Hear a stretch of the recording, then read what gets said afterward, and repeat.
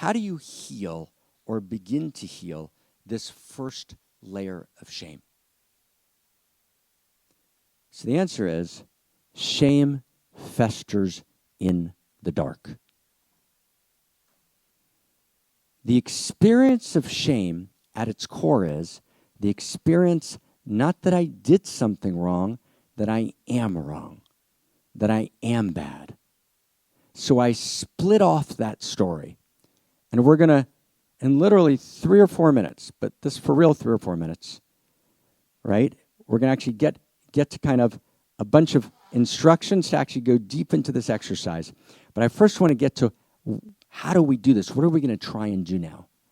The first level is noticing the shame. Recognition. Phase 1.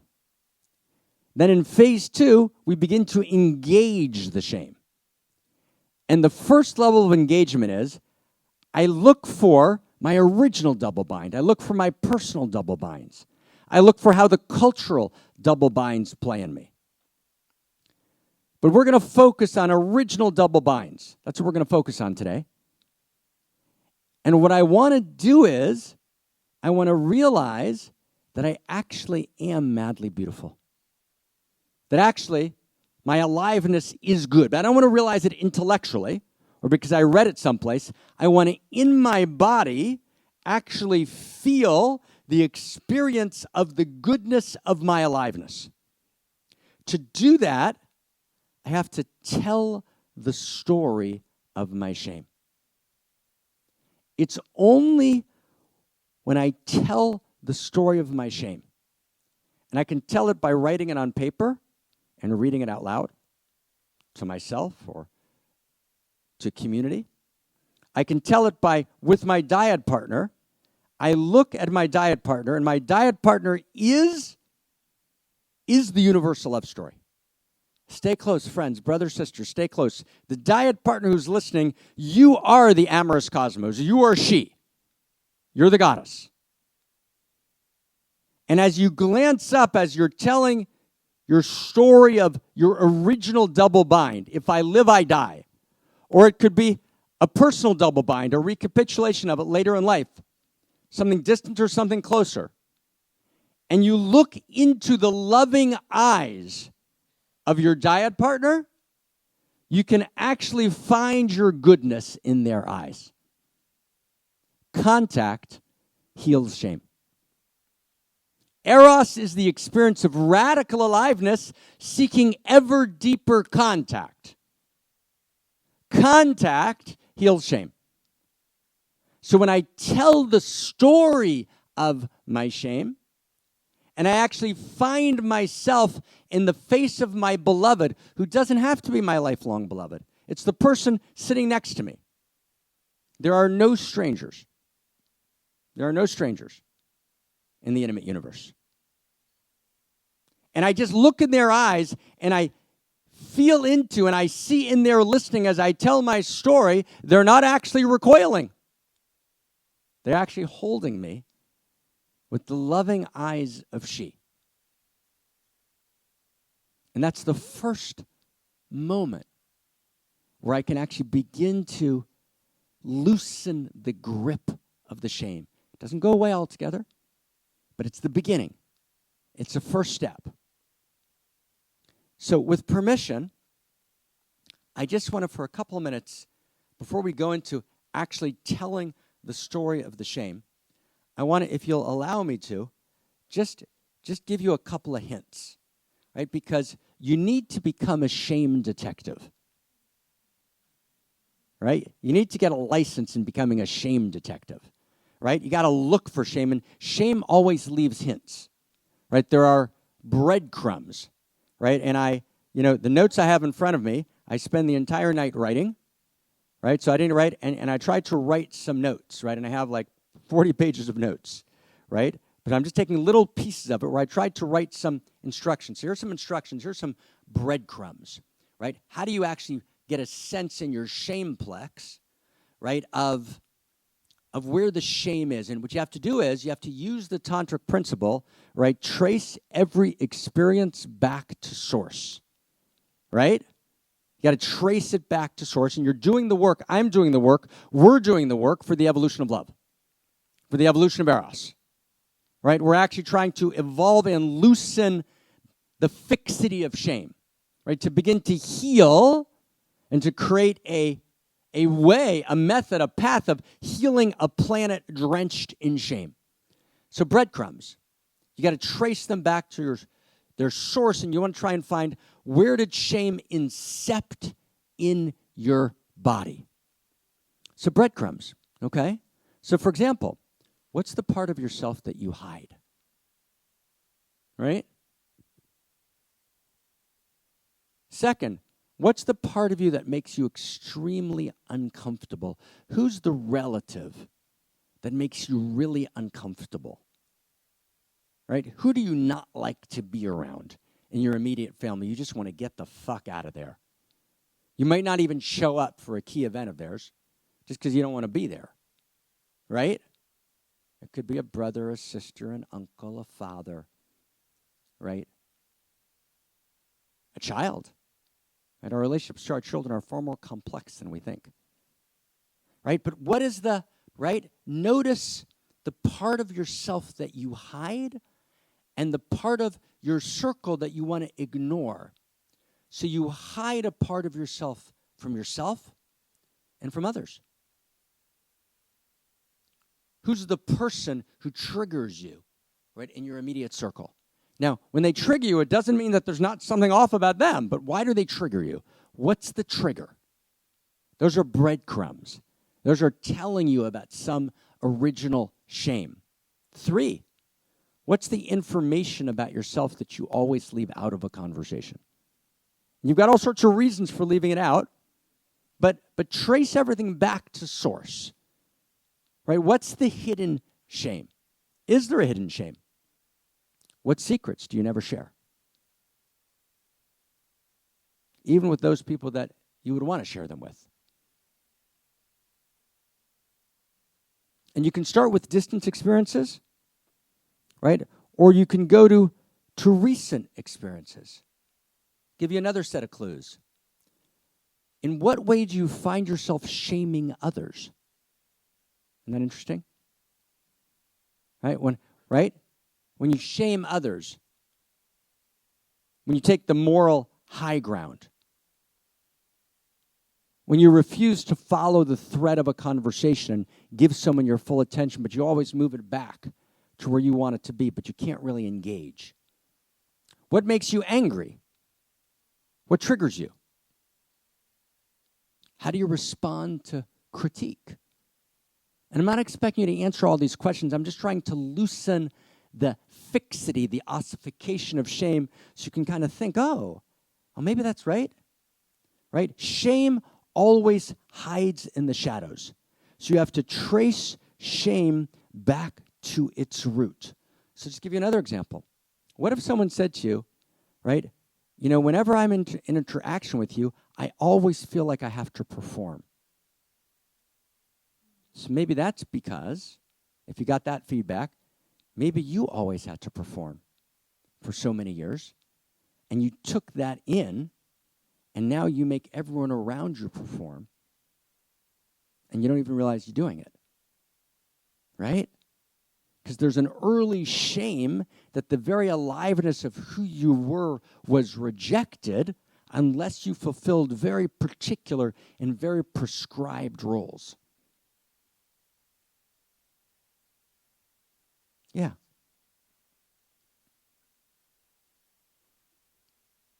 What are the things you refuse to forgive? What are the ways that you shame your partner's fantasies? When do you refuse to laugh? What particular words trigger you?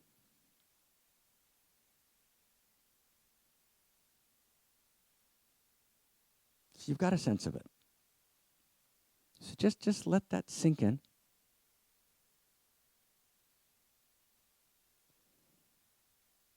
And you can go through any door here.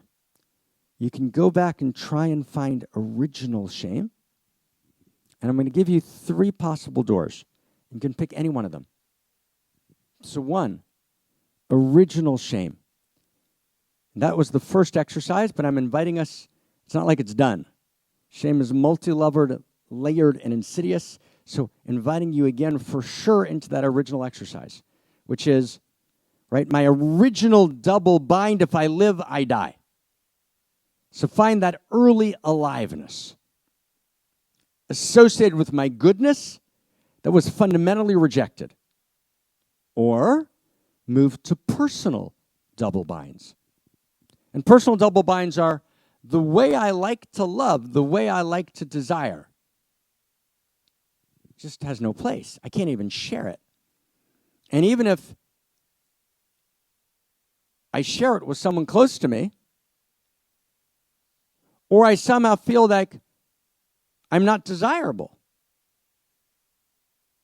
and I'm not allowed to say that out loud, because everyone's face at a party goes bad. Right? So the personal double binds, right, are the recapitulation of the original double bind of I live, I die. But in my life, either when I was young, but not original double binds, teenage years, 20s, or recently, the way I'm living my life right now. Or cultural double binds. Pornography is a cultural double bind. Completely available, yet no one signs their name triumphantly on their porn. What do I do with the fact that I'm actually 6-7 times a day watching pornography, which is, well, bless that, but I don't really have a place to share it. And I can't sign my name triumphantly on it. And I'm pouring so much energy into it. And I can't really, right? So that's a cultural double bind. Right? And the cultural double bind is the way I experience my desire and how culture actually says no to it. I'm a provider, but what about the provider-predator? I'm a whore, and I'm a Madonna at the same time. The shaming of masculine desire, the shaming of feminine desire. Pornography, right? Whatever door you want. Cultural double bind. So tell the story of your shame and realize that you're fully good, that you're beautiful, that you're gorgeous, that you're held by reality, and your partner is the universal love story. But the idea is, sweethearts, friends, it's to tell the hidden story, right? Shame glows in the dark. Shame festers in the hidden world. Contact is Eros. Contact begins to heal shame, begins to move something. So are we ready? Okay. So slowly, hold on. Just kind of close your eyes for a second. And when you open it, we're going to open our eyes in 3, and we're going to go in. Let's just rest for a second. We took a lot in. And again, I don't expect you to go through all those clues that I offered today. That we could do that for several days. I just want you to get a sense, so you'll have it for later. And again, we made a promise. We'll send everyone the transcript so we can actually work with this. Right? You got to be a shame detective. To actually know yourself, to seduce yourself, you have to find your way into your own hidden shameplex, into my own, Marc's own hidden shameplex. It's a big deal.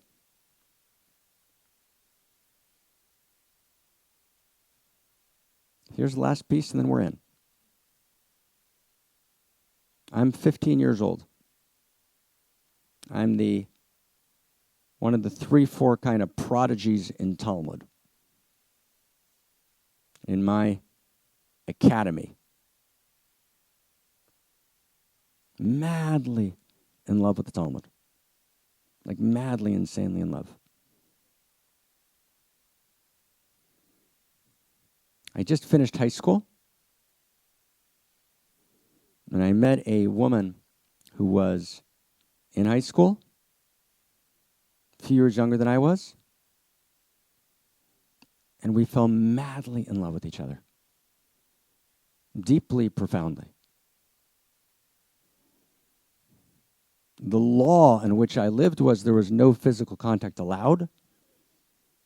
The extent of our physical contact was, we would call, I guess, teenage necking in America. Right? In other words, very, very limited. But it broke the law. And I was madly in love with the law and with the text of the law, with the brilliance of the writers of the text. And the only way I could hold that sexual energy was through self-pleasuring, through masturbation, which itself was against the law. And I knew I had the capacity, I could feel it, to reread text, to actually change something. And I felt this enormous calling to actually heal something in the source code. And at that point, I thought it was the source code of that religion. But how could I do that if I was violating the aliveness of the very law and system? And I was convinced that I was the only boy in that world who masturbated. Because clearly no one else would do something like that. Because it was a violation of the law, and these were all such good boys.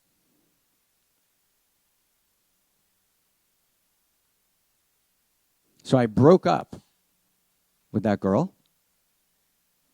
She wrote me a letter, right? The most beautiful letter you can imagine. I received it 6 months later because it got lost in the mail. It went to 15 Sigma Place in Riverdale, New York. She signed the letter Little Walkabout, which is the name that I used to call her. I'm 19 when I get the letter. I cried on my bed for 2 hours. I couldn't stop crying. Suffused with shame. Shame for the teenage necking. Shame for breaking up with her. Shame for the masturbation. And complete confusion of how these sacred texts, right, that I loved so much, how could it possibly be that they spoke to me and yet I couldn't fulfill them? No one escapes shame. And I just gave you that example just so I'm not talking at you. We're in this together. And we're in this as friends. So on 3, we step in. 1, 2, 3. This is a good time to do our prayer. Don't you think? Take us inside. David. Full on. Time to pray. Oh my God. Welcome. Welcome. I want to take a little time. I've got to take a little time. Shahati. A little time to think things over.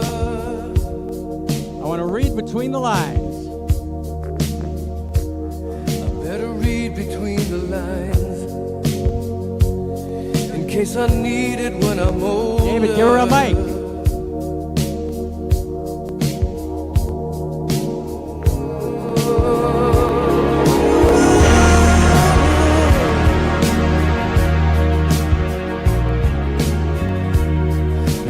Mountain I must climb. This mountain I must climb. I can't hear your shot. I can't hear you, Kristen. Give us a microphone. Upon my shoulder. Go. The clouds I See love shine. It keeps me warm as life grows colder. In my life. In my life. There's been heartache and pain. I don't know if I can face it again. I can't stop now. I've traveled so far to change this life. Yes! I want to know what love is. I want you to show me. I want you to show me. Yes, I want to feel what love is. I want to feel what love is. I want to feel it. I want you to show me. I want you to show me. Bring us inside, let's a meal. Woo! Woo!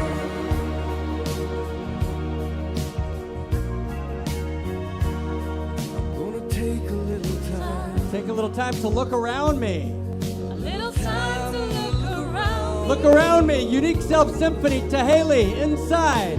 Finding your heart. Yes.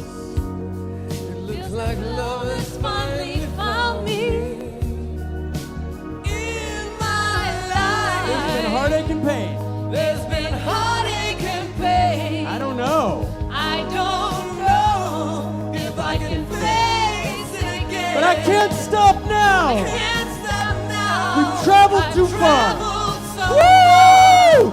to change this lonely Woo! life.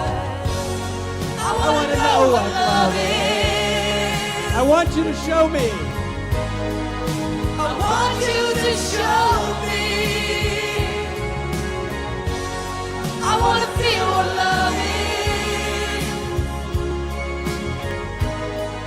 I know you can show me. I want to know what love is. I want you to show me. I want to feel what love is. I know you can show me. Let's talk about. I want to know what love is. I want to know what love is. Love that you feel inside. Krista, let me hear you. To show me. Shahaki, Emilio. So much love. I want to feel what love is. Oh, you just can't hide. I know you can show me. Woo!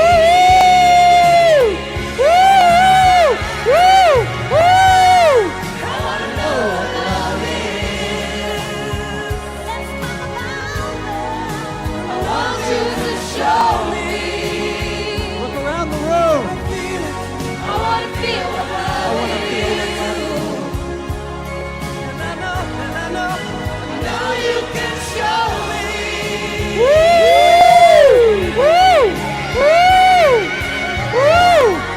Oh my God.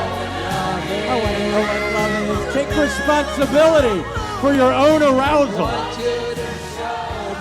want you to show me for the sake of the source code, for the sake of the evolution of love. Now breathe it in. We're in silence of presence. Breathe it in. Breathe it in. Breathe it in. Breathe it in. Breathe it in. Breathe it in. Right, breathe it in. Right, just breathe it in. It's beautiful. Yeah, just breathe it in. And this is what's true. Cha.